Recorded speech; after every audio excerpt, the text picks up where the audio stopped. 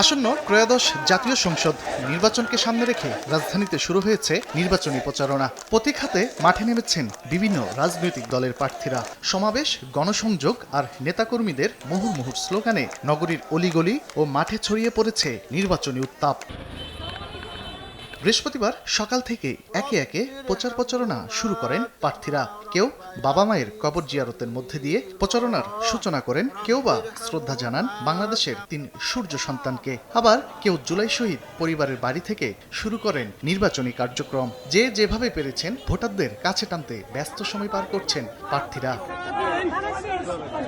এদিকে ভোটারদের মন জয়ের লক্ষ্যে প্রার্থীরাও দিচ্ছেন নানা প্রতিশ্রুতি। উন্নয়ন, কর্মসংস্থান, নাগরিক সুবিধা ও নিরাপত্তার আশ্বাস দিচ্ছেন তারা। দু একটি রাজনৈতিক দল তারা ইতিমধ্যে তারা ঘরে ঘরে গিয়ে মানুষের কাছে এনআইডি নাম্বার নিচ্ছে, বিকাশ নাম্বার নিচ্ছে। তাদের উদ্দেশ্য অত্যন্ত দুরভিসন্ধি। বাছাইকৃত লাল সরিষার দানা থেকে অত্যাধুনিক কোল্ড প্রেস মেশিনে তৈরি হয় প্রাণ সরিষার তেল, আসল ঝাঁঝে আসল স্বাদে। আগামী 12ই ফেব্রুয়ারি আপনারা নির্বাচনে অংশগ্রহণ করবেন এবং সকলে ভোট কেন্দ্রে যে আপনাদের ভোটটি আপনারা দিবেন। গণতান্ত্রিক, রাজনৈতিক, সামাজিক, অর্থনৈতিক সার্বিক নিরাপত্তা এবং উন্নয়ন। আমাদেরকে অবশ্যই এলাকা থেকে সন্ত্রাস, মাদক, চাঁদাবাজি দূর করতে হবে। আমরা ভোটের অধিকার চেয়েছি, নিয়মতান্ত্রিকভাবে সরকার পরিবর্তনের সুযোগ চেয়েছি।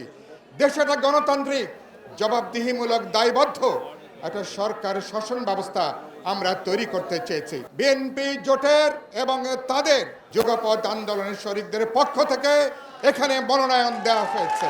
শরীফ ওসমান হাদী ভাইকে যারা হত্যা করেছেন, সেই হত্যাকারীদের বিচার আমাদের আজকের এই নির্বাচনী যাত্রার অন্যতম প্রধান দাবি, অন্যতম প্রধান এজেন্ডা। ঢাকা 13 যতগুলো সমস্যায় জর্জরিত, সন্ত্রাস থেকে শুরু করে বেসিক নাগরিক সুবিধা বঞ্চিত, যে এই প্রত্যেকটার সমাধানে আমরা তাদের সাথে কাজ করছি এবং আগামীতে করব।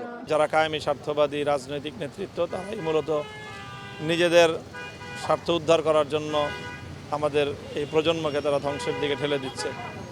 এই চ্যালেঞ্জগুলোকে মোকাবেলা করাটা আমাদের ঢাকা 13 নির্বাচনী আসনের প্রধান চ্যালেঞ্জ। আগামী 10 ফেব্রুয়ারি পর্যন্ত চলবে নির্বাচনের প্রচারণা। 12 ফেব্রুয়ারি নিজেদের ভোটাধিকার প্রয়োগ করবেন ভোটাররা। তানভীর হাসান মেঘ, সময় সংবাদ, ঢাকা।